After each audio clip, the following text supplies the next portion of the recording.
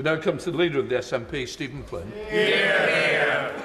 Mr Speaker, wholesale gas prices have fallen by 75% since their peak. Yet in just a matter of weeks, the British government, the Westminster government, intends to increase energy bills by a further £500. What would motivate a Prime Minister to do such a thing? Well, Prime Minister. Mr Speaker, what we are doing is providing tens of billions of pounds of support for people with their energy bills, particularly the most vulnerable. What we're also doing, opposed by the SNP, is to invest in producing more homegrown gas here in the UK and the North Sea.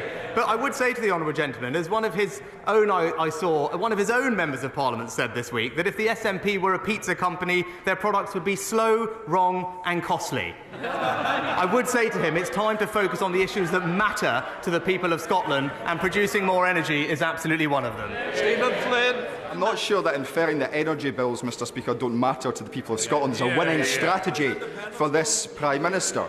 But let's get real. The fact that wholesale gas prices have fallen by 75% means a windfall to the Prime Minister and the Chancellor of around £15 billion.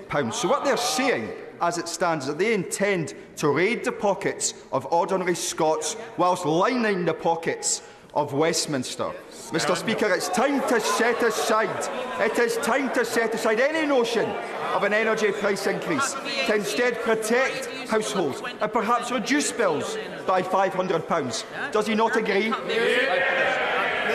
Mr Speaker, we're saving households across the United Kingdom, including in Scotland, £900 with their energy bills as a result of our energy bills guarantee. And in the coming years, we will spend £12 billion protecting particularly the most vulnerable families, pensioners across the United Kingdom. But the best way to reduce people's bills is to halve inflation, as we have promised to do, and it is to produce more homegrown energy here in the United Kingdom. That's something that this government supports. Maybe he could confirm whether the SNP supports that.